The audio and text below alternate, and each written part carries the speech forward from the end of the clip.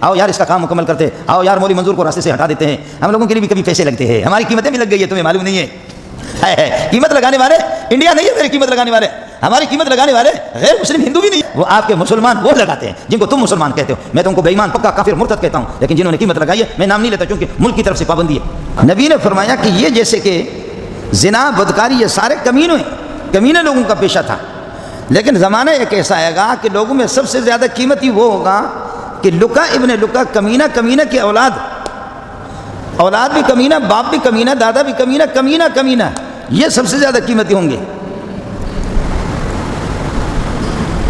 اب ہوتا یہ ہے کہ آپ کا کہیں بڑا پروگرام ہوتا ہے جس میں وزیر اعلیٰ، گورنر، صدر، وزیر تشریف لاتے ہیں، تو کسی رنڈی کو لاتے ہیں ناچنے کے لیے جس کو کہتے ہیں اداکارہ ہے. اداکارہ نام بدل دیا، اداکارہ ہے وہی رنڈی.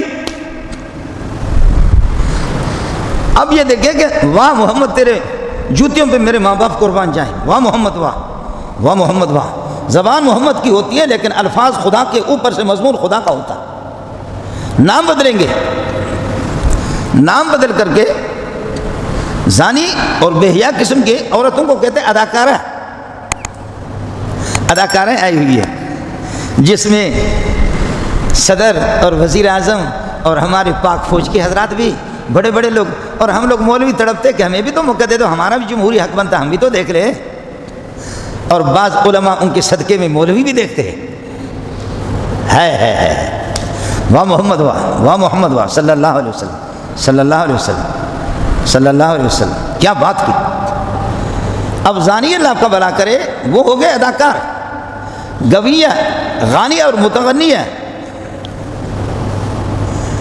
کہ ایک بے حیا دنیا کا وہ عورتیں پال کر کے رکھی ہے اور عورتوں پہ کمائی کرا کر کے اس کے چکرے کے اڈے کھلے ہوئے، وہ چکروں سے اس کو پیسے ملتے ہیں اور وہ ان خواتین کا.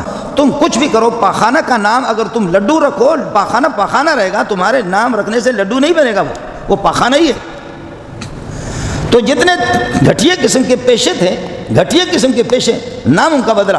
گھٹیا قسم کے عمل، گھٹیا قسم کا جو عمل تھا اس کو اللہ آپ کا بھلا کریے کہ گھٹیا عمل کو اس کا نام رنڈی گیری، اور اسی طریقے پر گویہ میراثی اس کا نام رکھا اداکارہ. کروڑوں روپے ان کے ایک پروگرام پہ. ہر گناہ کی اپنی نحوست ہے. میں یہ آپ سے عرض کر رہا تھا، اس کو ظلم کہتے ہیں. ظلم بھی اسی کو کہتے ہیں کہ نام کو بدلنا. فرمایا کہ زمانہ آئے گا شراب کا نام بدل کر کے اس کو پئیں گے.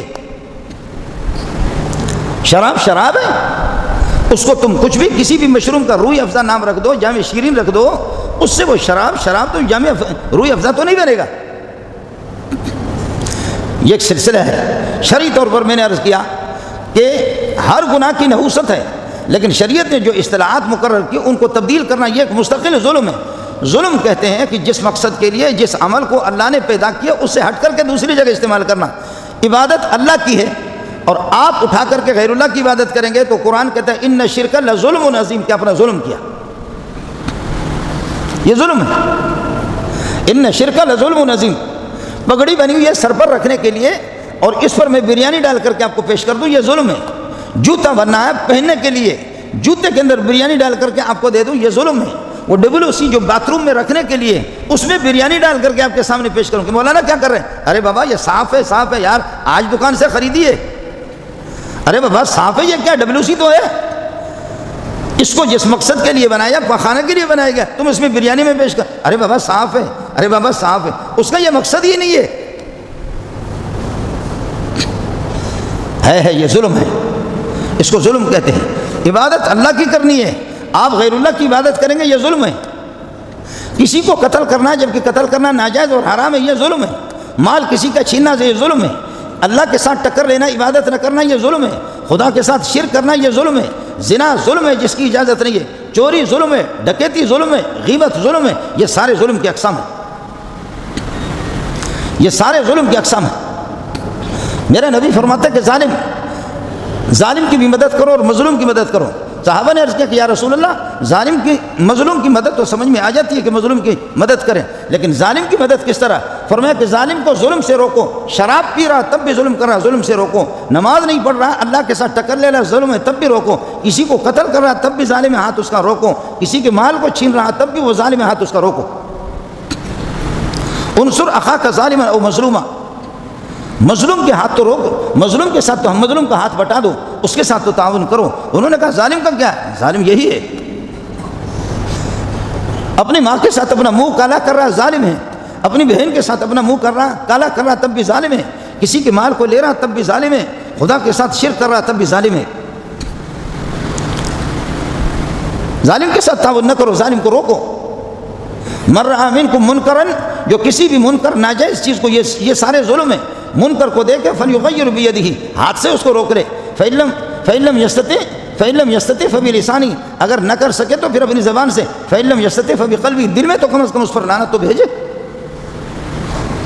آپ دلی طور پر تمہارا حس ختم ہو گیا، تمہاری عقل ختم ہو گئی، وہ وجدان نے کام کرنا چھوڑ دیا کہ آپ اس کو برا بھی کہنے کے لیے تیار نہیں ہیں۔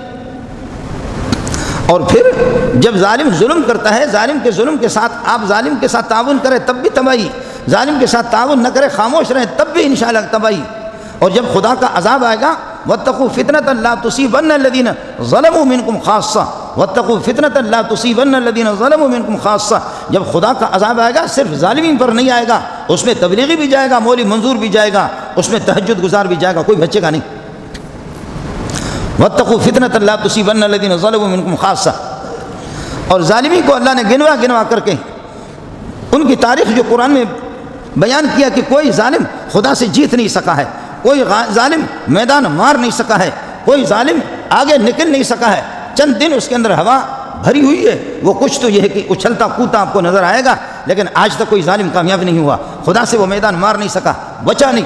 آؤ یار اس کا کام مکمل کرتے، آؤ یار مولوی منظور کو راستے سے ہٹا دیتے ہیں، ہم لوگوں کے لیے بھی کبھی پیسے لگتے ہیں، ہماری قیمتیں بھی لگ گئی ہے، تمہیں معلوم نہیں ہے قیمت لگانے والے انڈیا نہیں ہے، میری قیمت لگانے والے، ہماری قیمت لگانے والے غیر مسلم ہندو بھی نہیں ہے، تقی صاحب کی، فضل الرحمان کی، مولوی منظور کی سروں کی قیمتیں وہ آپ کے مسلمان وہ لگاتے ہیں جن کو تم مسلمان کہتے ہو، میں تم کو بے ایمان پکا کافر مرتد کہتا ہوں، لیکن جنہوں نے قیمت لگائی ہے میں نام نہیں لیتا چونکہ ملک کی طرف سے پابندی ہے۔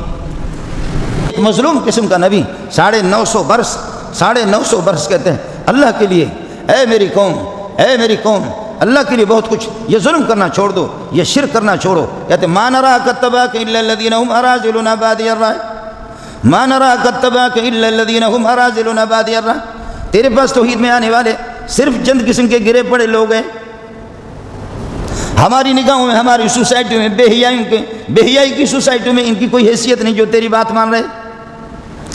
وما نراک اتبعک الا الذین هم اراذلون بادی الرأی وما نرى لكم علينا من فضل، تمہاری کوئی حیثیت نہیں، تمہاری کوئی مقام، تمہارا مقام اور حیثیت کچھ بھی نہیں ہے، تمہیں کوئی فضیلت ہم پر حاصل نہیں ہے، پراپرٹی کے مالک بھی ہمیں، جائیداد کے مالک ہمیں، حکومت کے مالک ہیں، ہتھیاروں کے مالک ہے، جب تک پورا ہمارا جماعت ہماری بنی ہوئی ہے۔ ما نراک اتبعک الا الذین هم اراذلون بادی الرأی، یہ نظریہ کافروں کا ہے جب میرے مسلمانوں میں مشہور ہو گیا۔ قوت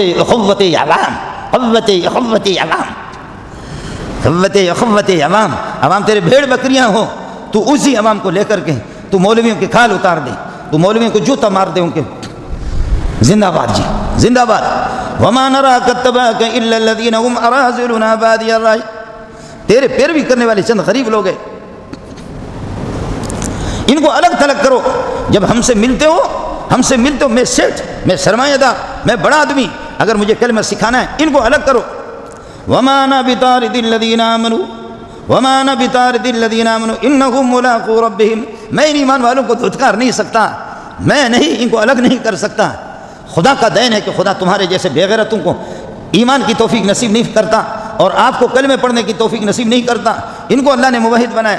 میں وما علمی بما كانوا يعملون، مجھے ان کے اعمال کا پتہ نہیں، میں ظاہر میں دیکھ رہا ہوں کہ واقعتاً خدا کو ماننے والے اور ادھر سے وہ بغیرت کریں۔ وما نراک اتبعک الا الذین هم اراذلون بادی الرأی، ہماری سوسائٹی میں، ہمارے معاشرے میں، ہمارے ماحول میں، ہمارے علاقے میں یہ گرے پڑے لوگ غریب غریب غریب غریب غریب غریب لوگ ہیں۔ تو ہوا کیا؟ غریب غریب غریب غریب غریب غریب غریب غریب لوگ۔ وما نرى لكم علينا من فضل بل نظنكم كاذبين، ہم آپ کو جھوٹے سمجھتے ہیں، اے نبی تم بھی جھوٹ ہو، تمہارے ماننے والے بھی جھوٹے۔ فرمایا کہ اے اللہ رب لا تذر على الارض من الكافرین دیارا، اے اللہ ان میں سے کسی کو بسنے والے زمین پر نہ چھوڑ دیں، میں تنگ آ چکا ہوں، 950 برس میں نے اب کہا تیار ہو جاؤ، خدا کا ایسا عذاب آئے گا کہ تم دیکھ لینا، کشتی بناؤ۔ ہم نے نوح علیہ السلام کو حکم دیا، یہ ظالم مانیں گے نہیں، کشتی بنا لو۔ نوح علیہ السلام کشتی بنا رہے ہیں، اللہ رہنمائی کر رہا ہے، سب سے پہلے کشتی نوح نے بنایا۔ سبحان اللہ، تمہاری ٹیکنالوجی ہمارے عروج پر پہنچ گیا ہے، ہمارے ٹیکنالوجی کے بچے، ٹیکنالوجی نبی نے بنایا ہے۔